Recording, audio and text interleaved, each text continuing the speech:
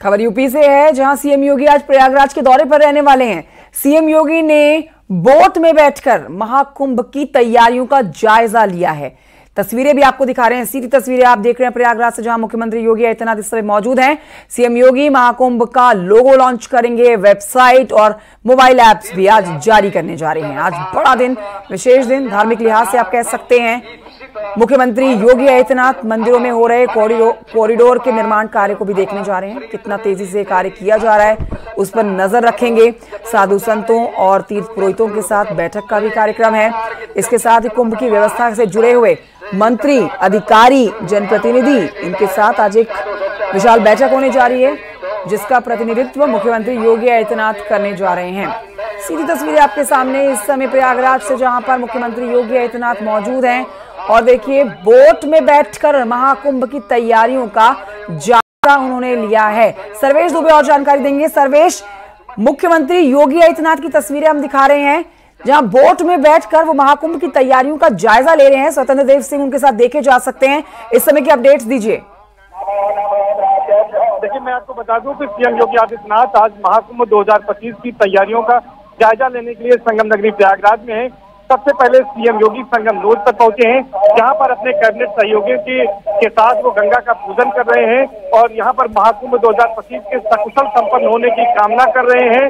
और इसके साथ साथ उनके साथ यहाँ पर जो मुख्य सचिव हैं, सतुआ बाबा हैं, और उनके कैबिनेट के सहयोगी में कैबिनेट मंत्री नंद गोपाल गुप्ता नंदी, स्वतंत्र देव सिंह और राकेश सचान हैं, और यहाँ के जो स्थानीय जनप्रतिनिधि हैं, मेयर हैं, सांसद हैं, विधायक हैं, ये सभी लोग और यहाँ पर आ रही है। इसका जो महाकुंभ है वो जो है निर्विघ्न और सकुशल संपन्न हो। आप देखिए, माँ गंगा को चुनरी चढ़ाई जाती है, तो सीएम योगी आदित्यनाथ माँ गंगा को कर रहे हैं। नारियल और चुनरी, ये अभी बिल्कुल ठीक सामने देखा दर्शकों ने कि माँ गंगा को चुनरी अर्पित की है सीएम योगी आदित्यनाथ ने। ये वो परंपरा है जो महाकुंभ जैसे विश्व के सबसे बड़े धार्मिक और आध्यात्मिक आयोजन के पहले की जाती है। तो उसी का निर्वहन आज सीएम योगी आदित्यनाथ, जो कि खुद एक संत हैं और गोरखपुर मठ के पीठाधीश्वर हैं, उनके हाथों यहाँ पर संपन्न कराया जा रहा है।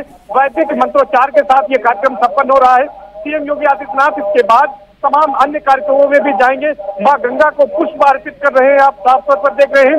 सीएम योगी यहाँ पर आज अक्षय वट, पातालपुरी और सरस्वती कूप का दर्शन करेंगे, पूजन करेंगे। जो वहाँ निर्माण कार्य हो रहे हैं उनका भी जायजा लेंगे। इसके साथ साथ सीएम योगी बड़े हनुमान मंदिर में पूजन करेंगे, तमाम जो कॉरिडोर बन रहे हैं उसका निरीक्षण करेंगे, साधु संतों के साथ बैठक करेंगे। सबसे बड़ी बात जो है 2025 का जो महाकुंभ है उसका जो लोगो है, उसके लोगो का अनावरण यहाँ पर सीएम योगी करेंगे। कुंभ को लेकर जो वेबसाइट है उसको भी आज समर्पित करेंगे। जो तस्वीरें तो हम दिखा रहे हो, देखिए कई कार्यक्रम है, एक के बाद एक कार्यक्रम में मुख्यमंत्री योगी आदित्यनाथ शिरकत करते हुए नजर आएंगे। आप ये बताइए कि इस समय मां गंगा का जो विशेष पूजन वो कर रहे हैं, आरती उतार रहे हैं मां गंगा की, इसके बाद अगला पड़ाव क्या है?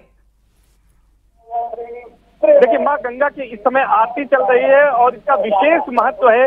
गंगा पूजन का कोई भी कार्यक्रम होता है, खासतौर पर अगर संगम के तट पर हो रहा है, तो गंगा पूजन के साथ ही इसकी शुरुआत होती है। अब महाकुंभ में बहुत ही कम समय बचा है। 13 जनवरी 2025 से 26 फरवरी के बीच इसका दिव्य और भव्य आयोजन होना है।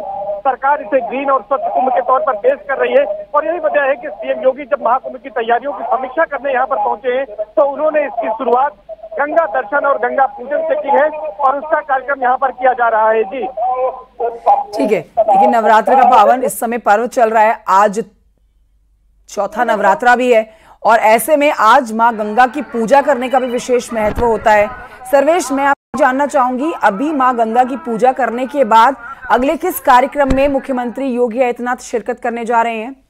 पूजन के बाद सीधे यहाँ से किले में जाएंगे, जहाँ पर अक्षय वट, सरस्वती कूप और पातालपुरी के दर्शन पूजन करेंगे। और इस वक्त हम दिखाते हैं कि जो दक्षिणा है, जो पुरोहित ने पूजा संपन्न कराई है, उनको देते हुए नजर आ रहे हैं। तो वो जो सनातन धर्म की तमाम परंपराएं हैं, उन परंपराओं का निर्वहन मुख्यमंत्री रहते हुए भी सीएम योगी आदित्यनाथ पालन करते हैं। और यहाँ पर अब प्रसाद ग्रहण करने जा रहे हैं 30 पुरोहितों से। हर हर महादेव, जय माँ गंगा के यहाँ पर जयकारे के साथ ही पूजन लगभग संपन्न हो गया है।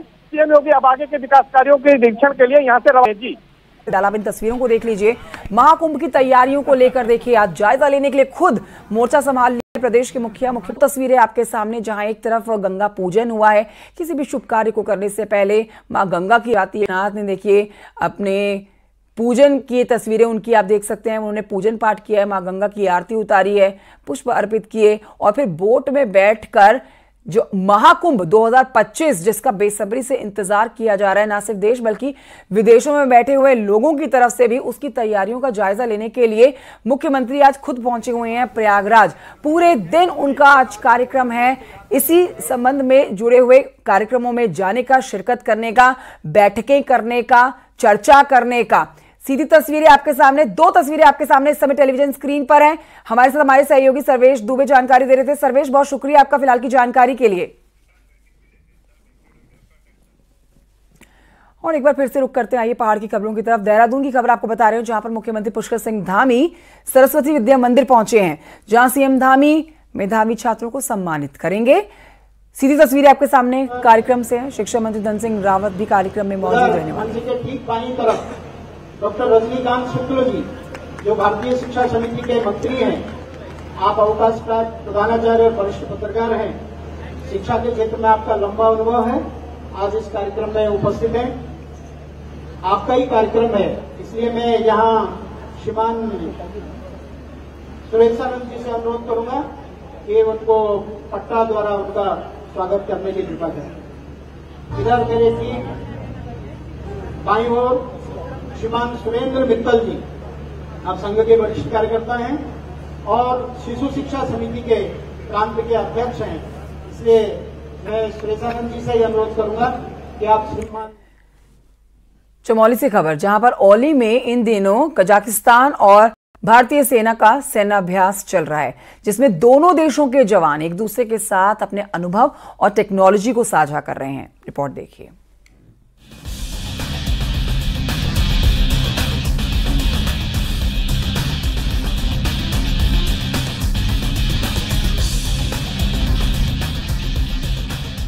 हिंदुस्तान की आर्मी विश्व की सर्वोत्तम आर्मी में से एक मानी जाती है।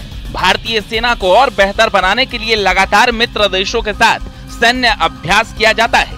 ऐसा ही एक युद्धाभ्यास 30 सितंबर से औली में कजाकिस्तान और भारत की सेना कर रही है, जिसमें 8 routine rock craft training, special heliborne operation के साथ martial art, yoga, combat free fall, cordon and search के साथ ड्रोन और काउंटर ड्रोन जैसी तकनीक को आपस में साझा कर रहे हैं, जिससे दोनों देशों की सेना को लाभ मिल सके।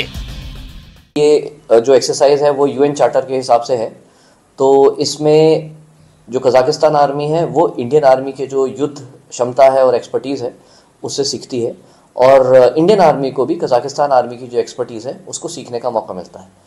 एक फ़ायदा ये होता है, और दूसरा फ़ायदा इससे ये होता है कि इस तरह की एक्सरसाइजेज जो होती हैं उससे दोनों देशों की आपस में परस्पर मैत्री संबंध जो है वो इम्प्रूव होते हैं।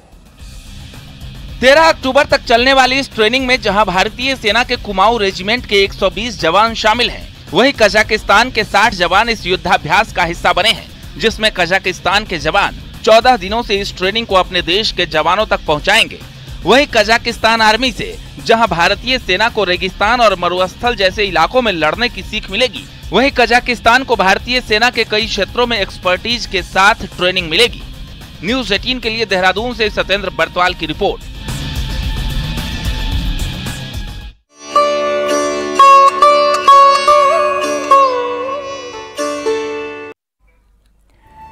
और आइए आगे बढ़ते आपको बताते हैं, शारदीय नवरात्र का चौथा दिन है। नवरात्र के चौथे दिन मां कुष्मांडा की पूजा अर्चना की जा रही है।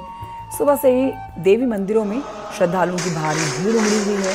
अपनी बारी का श्रद्धालु इंतजार कर रहे हैं लाइनों में लग के। मां कुष्मांडा के 8 भुजाओं वाले दिव्य शक्ति धारण मां परमेश्वरी का रूप है। मान्यता है कि मां कुष्मांडा की पूजा करने से सभी मनोकामनाएं पूरी होती हैं।